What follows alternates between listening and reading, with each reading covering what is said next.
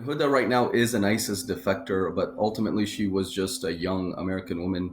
I think was very vulnerable, was brainwashed, was manipulated, and was groomed by online predators to ultimately make a very, very, very life destroying decision to join that group of monsters overseas.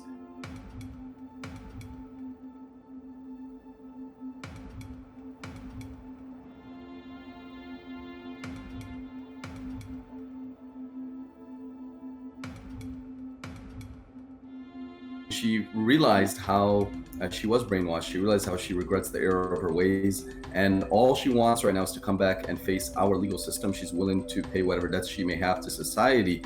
But ultimately, this case really isn't about Huda. It isn't about whether she's a citizen or not. It isn't about whether she's broken the law or not. All this case is truly about, and why it should matter to each and every American, is because it's basically about whether the president of the United States can simply declare an American to be a non citizen simply by declaration without using our court system.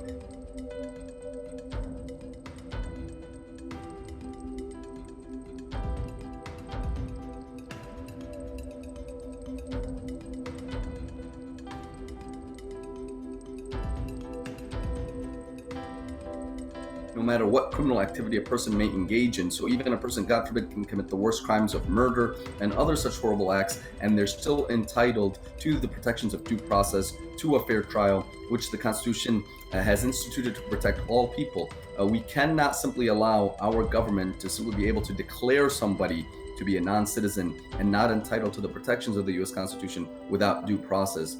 To do so would essentially give the president of the United States the power of a dictator, and that's not what America's about. This can be used a lot against Latino American community. Maybe tomorrow he wants to declare anybody born to parents who've had issues with their paperwork, even though they were born on U.S. soil. Maybe he wants to declare them to be non-citizens tomorrow. There's really no limit. If the president thinks he can simply declare someone to be a non-citizen, there's no limit to how much power he can usurp. There's no limit to how much freedom and liberty he can destroy. Essentially, when he's saying you're not a citizen, he's essentially saying that you're not entitled to many of the guarantees of liberty and justice guaranteed in the Constitution.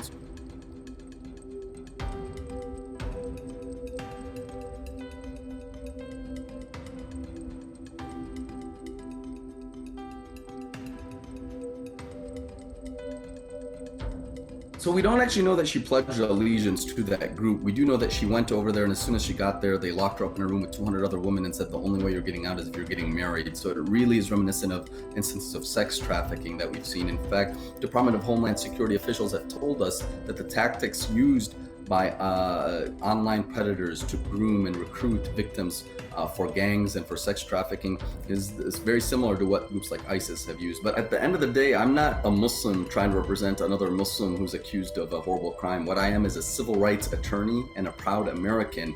And as an American and as a civil rights attorney, I'm here to protect the U.S. Constitution,